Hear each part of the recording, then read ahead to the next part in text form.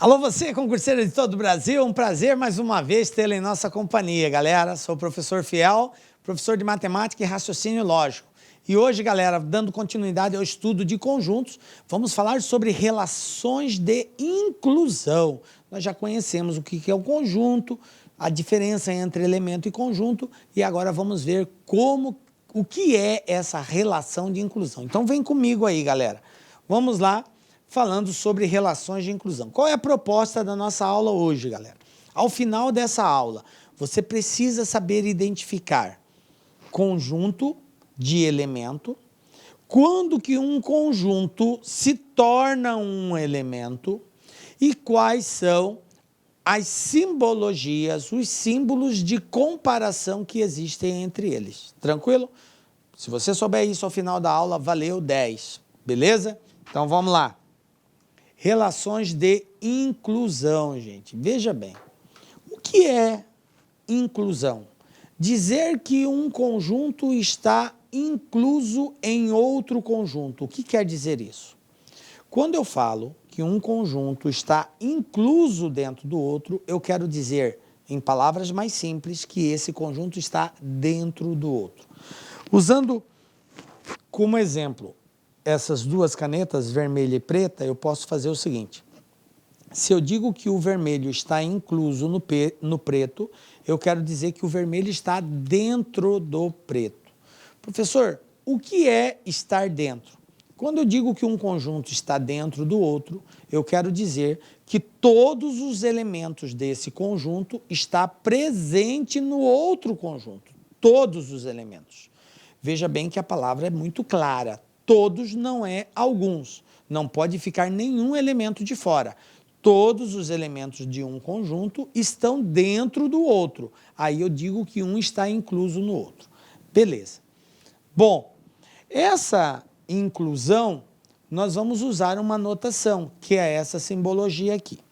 Na verdade, nós temos 4 simbologias. Então, eu vou fazer um resuminho aqui para você entender bem esse processo. Primeira coisa que eu quero que você entenda é saber identificar quando que um conjunto é maior ou menor que o outro. Então, um conjunto em relação ao outro, com relação à quantidade de elementos, veja bem, um conjunto comparado com o outro em relação à quantidade de elementos. Ele pode ser maior, ele pode ser menor ou ele pode ser igual. Primeira coisa que você tem que entender. Professor, o que quer dizer maior, menor ou igual? Maior quando ele tiver mais elementos que o outro. Menor quando tiver menos elementos que o outro. Igual quando a quantidade de elementos for a mesma. Beleza? Então, observem que eu estou falando em quantidade de elementos. Não se os elementos são ou não iguais. Beleza? Um conjunto é maior que o outro quando ele tem mais elementos que o outro. Um conjunto é menor que o outro quando ele tem menos elementos que o outro. E ele vai ser igual quando tiver a mesma quantidade de elementos. Então, a nossa associação aqui agora é em relação à quantidade de elementos. Beleza? Bom, então eu vou pegar como exemplo alguns conjuntos aqui. Vou pegar aqui, por exemplo, um conjunto A, 1, 2, 4 e 5. Eu tenho um conjunto B com os elementos 2, 3 e 4. Observem aqui o seguinte, quantos elementos tem o conjunto A? 4 elementos. Quantos elementos tem o conjunto B? 3 elementos. Então, A é maior que B. E, por sua vez, B é menor que A. Professor, a ordem importa? Importa. Como a gente vai ver daqui a pouco, o símbolo que eu utilizo está associado à ordem estabelecida. Uma coisa é eu comparar A com B. Outra coisa é eu comparar B com A. Então, se é A com B, eu estou comparando, nesse caso aqui, um conjunto maior com um conjunto menor, porque A tem mais elementos. Então, A é maior que B. Se eu estiver comparando B com A, aí inverteu a ordem. Agora é um conjunto menor com um conjunto maior. ok? E isso é importante na hora de eu escolher a simbologia de associação, porque ela está diretamente associada a se um conjunto é menor ou maior que o outro, beleza? Por isso que eu estou fazendo essa referência. Bom, vamos lá.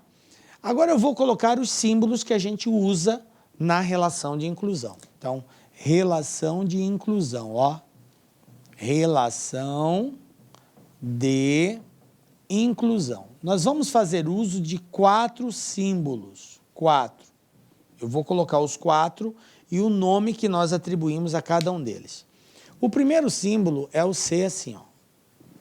Esse cara aqui, esse símbolo quer dizer está contido. Está contido.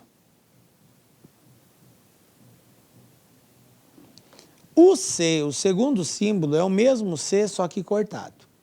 Esse símbolo quer dizer não está contido. Beleza? Terceiro símbolo, o C voltado para trás. Esse símbolo quer dizer contém. E o quarto e último símbolo é o C voltado para trás, só que cortado, que quer dizer não contém.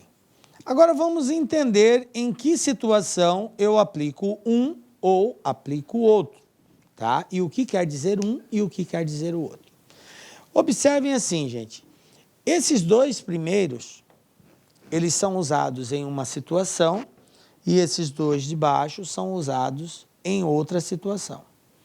Mas uma coisa eles têm em comum. Esses dois aqui, que é o está contido e o não está contido, eu vou usar quando for comparado um conjunto menor em relação a um maior. Observem, nesse exemplo que eu dei, seria de B para A. B em relação a A, porque B é menor que A. B tem 3 elementos, A tem 4 elementos. Então, esses dois símbolos eu uso toda vez que eu estiver comparando um conjunto menor com um conjunto maior. Beleza? Lembrando que a palavra menor e maior está associada à quantidade de elementos. O que tem menos elementos é menor. O que tem mais elementos é maior. Por isso, B menor que A. Beleza.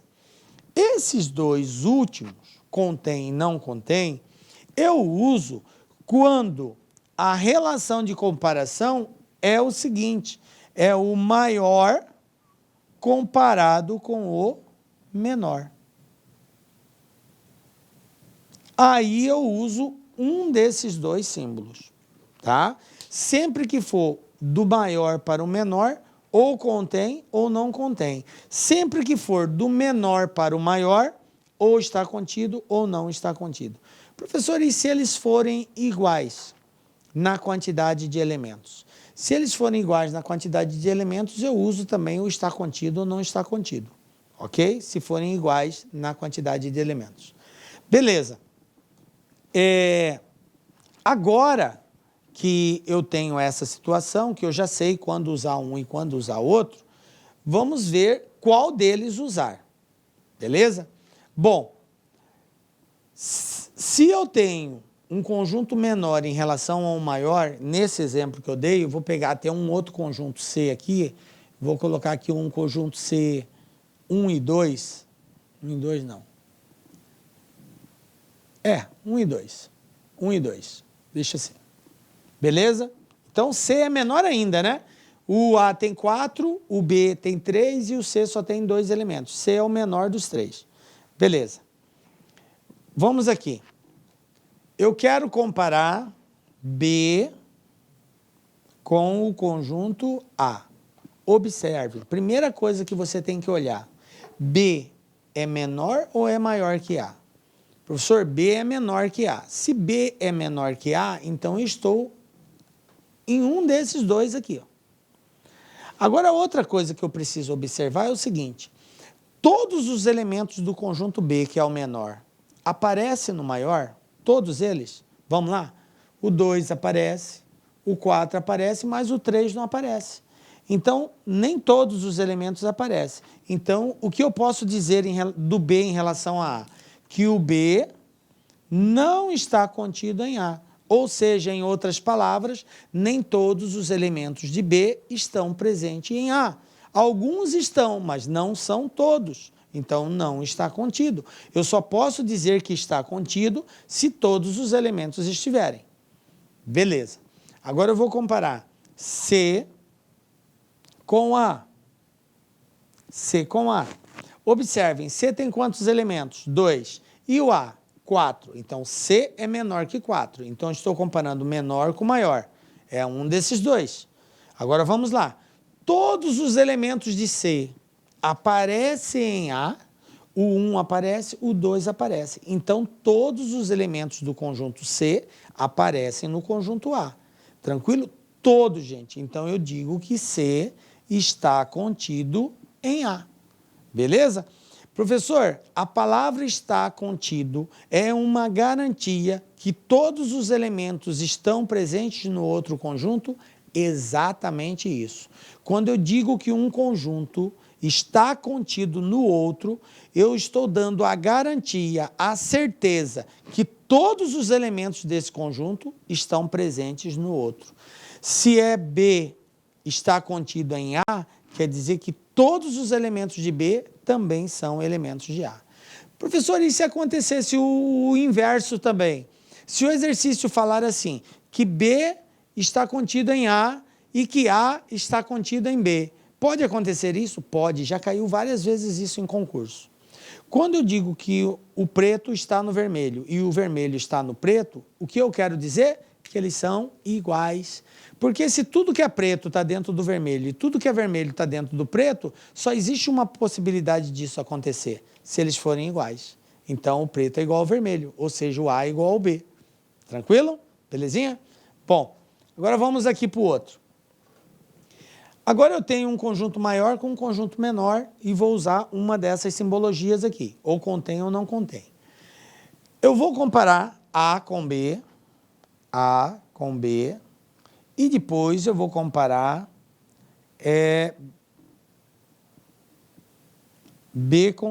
vou comparar A com C e vou comparar B com C. Tá? Primeiro A com C. A, 4 elementos, C, 2 elementos, A é maior, C é menor. Então eu uso um desses dois. Qual eu vou usar? Você sempre olha se o menor está dentro do maior. O menor é o C. C é 1 e 2. 1 e 2 está dentro do A? Tá. O A contém os elementos de C. Então, eu vou dizer que A contém C. Porque todos os elementos de C estão dentro do A. Beleza? Agora aqui, B em relação a C. B, 3 elementos. C, 2 elementos. B é maior que C. Beleza, então é um desses dois símbolos. Aí eu verifico. O B contém todos os elementos de C? Tudo que é C está dentro de B? Não, professor, o 1 não está, eu só está o 2, o 1 não. Então eu digo que o B não contém o C, porque existe elemento faltante, não pode faltar nenhum. Tranquilo? Então é assim que a gente faz para usar esses símbolos, beleza? Bom, feito esse resumo, gente, nós estamos prontos aí para fazer qualquer desafio usando a relação de inclusão.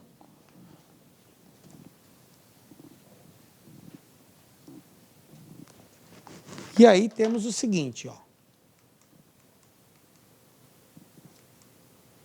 Isso aqui é uma representação gráfica, né, para dizer que um conjunto está dentro do outro, ok?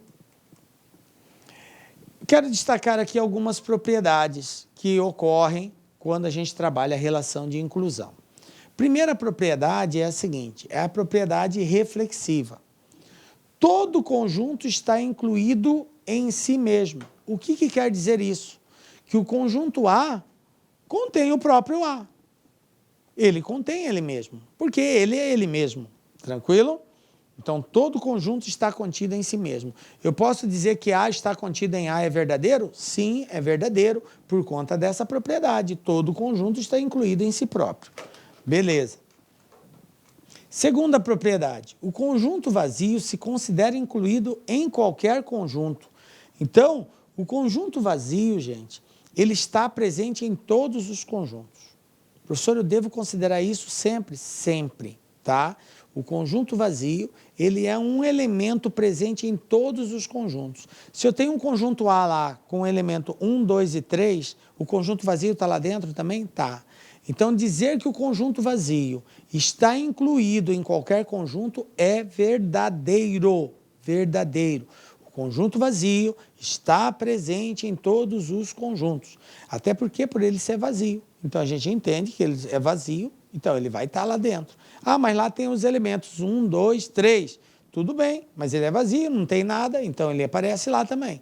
Tá? Está incluído, não que ele contém, está incluído em todos os conjuntos.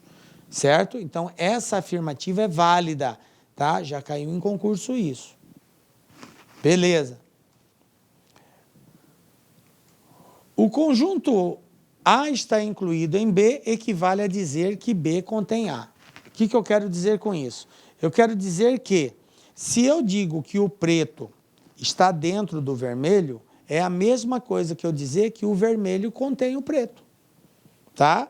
Então, A está contido em B, quer dizer que B contém A. É importante eu saber fazer a leitura inversa, porque a banca pode aproveitar como alternativa de resposta qualquer situação. Ele pode perguntar tanto para você se A está incluído em B ou se B contém o A. E aí você tem que saber essa equivalência. É a mesma coisa dizer A em B, que A está em B, ou que B contém A, é a mesma coisa. São equivalências, beleza? Então fica esperto aí. Relação transitiva. Aqui envolve um terceiro conjunto. Se eu digo que A está em B e que B está em C, ó, A está dentro de B e B está dentro de C. Isso é a mesma coisa que dizer, então, que A também está dentro de C. Por quê? Se A está dentro de B, tudo que é A é B e tudo que é B é C, então, obviamente, o que é A vai ser C também. Essa propriedade é chamada de transitiva. Uma outra propriedade, antissimétrica. Se eu tenho o seguinte, se A está contido em B e B está contido em A, só existe uma possibilidade. Isso eu já tinha reforçado essa propriedade antissimétrica. Se o preto está dentro do vermelho, tudo que é vermelho está dentro do preto, e tudo que é preto está dentro do vermelho, tudo, então só existe uma possibilidade, eles são iguais. Tá? Então, se A está contido em B e B está contido em A, é porque A é igual a B. Agora, se A não está incluído em B ou A não é subconjunto de B, significa que pelo menos um elemento de A não pertence a B. Cara, presta muita atenção nisso aqui. Para aí, fica ligado nisso. Isso aqui já caiu de montão nos concursos e o aluno fica bugado nessa hora. Veja bem, primeiro, você entender que dizer que A é subconjunto de B, A é subconjunto de B, é a mesma coisa que dizer que A está contido em B. Primeira coisa que eu quero observar para você. Falar A está contido em B e A é subconjunto de B é a mesma coisa, beleza? Bom, tranquilo. Agora, quando eu falo que um conjunto não está contido no outro, A não está contido em B. O que eu quero dizer com isso, professor? Quer dizer que nenhum elemento de A está em B? Não. Eu posso ter elemento de A que esteja em B. Eu posso ter, como posso não ter também. Mas uma coisa é certa. Pelo menos um elemento de A, pelo menos um de A, não vai estar presente em B. Porque eu só posso usar o símbolo estar contido quando todos os elementos pertencerem. Se um ficar de fora, não serve. Beleza? Então, é essa leitura que eu faço. Quando eu digo que A não está contido em B, é porque vai existir pelo menos um elemento de A que não pertence a B. Beleza?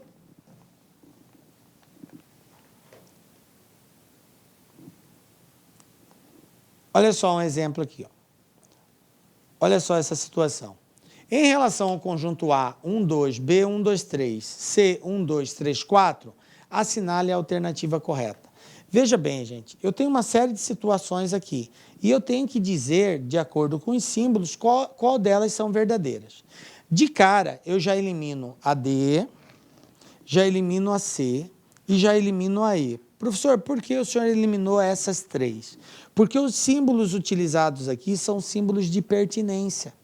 E nós vimos na aula anterior que o símbolo de pertence ou não pertence só pode ser usado quando eu comparo um elemento com um conjunto.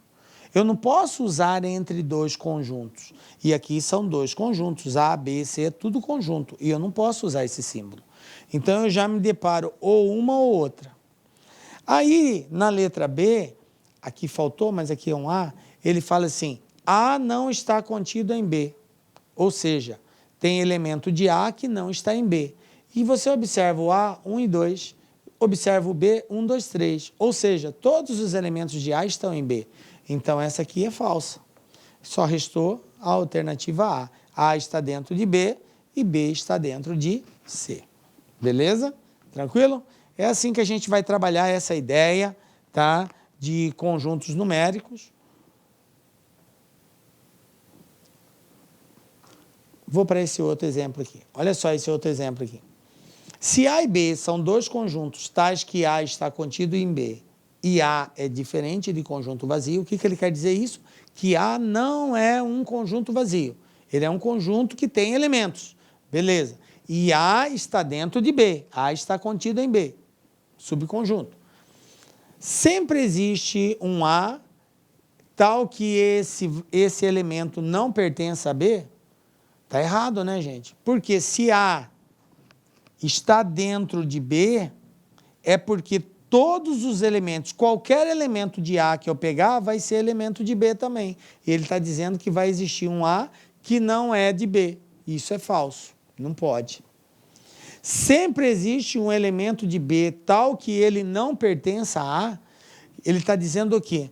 Que aqui no conjunto B pode existir um determinado elemento e esse elemento não ser elemento de A. Tal que pertence a B, mas não pertence a A. Veja bem, gente. Isso não pode acontecer. Por quê? Sempre existe. Não, não é sempre existe. Porque eu posso ter uma situação em que B seja igual a A. Lembram que se A está contido em B, B está contido em A, então é porque B é igual a A. Então existe essa possibilidade também. Então eu dizer que sempre existe, não pode.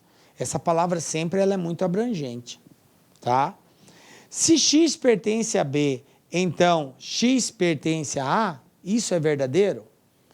Veja bem, o fato dele estar em B não quer dizer necessariamente que ele esteja em A não ser se essa situação que eu coloquei aqui, A em B e B em A, for verdadeira. Mas não necessariamente isso aqui é verdadeira. Eu posso ter A em B e B pode não estar em A. Então, se B não estiver em A, se eles não forem iguais, isso aqui não vai ser verdadeiro. Porque eu posso ter elemento que pertença a B, mas não pertença a A. Isso pode acontecer. Então, isso aqui é falso. E aqui, se X não pertence a B, então ele não pertence a A, isso é verdadeiro. Por quê? Porque se A está dentro de B, se o elemento não pertencer a B, então ele não vai pertencer a A. Aqui não vai existir elemento que não esteja lá. Se não estiver aqui, é porque não está aqui também, porque A está dentro de B. Então, isso aqui sim é verdadeiro, certo? E a intersecção deles é conjunto vazio, não pode ser conjunto vazio, porque A está dentro de B. A não ser que A fosse conjunto vazio, mas A não é conjunto vazio, o exercício já falou. Então, isso aqui é falso também. Resposta letra D. Belezinha, gente? Tranquilo? Obviamente, claro, a gente vai desenvolver depois uma série de exercícios mais específicos voltados para a sua banca. Beleza? Galera, chegamos ao final da nossa aula. Um forte abraço para você. Nos encontramos na próxima aula com a graça de Deus, porque só Ele nos dá a certeza de estarmos aqui. Um beijo forte no seu coração. Tchau. Clique like.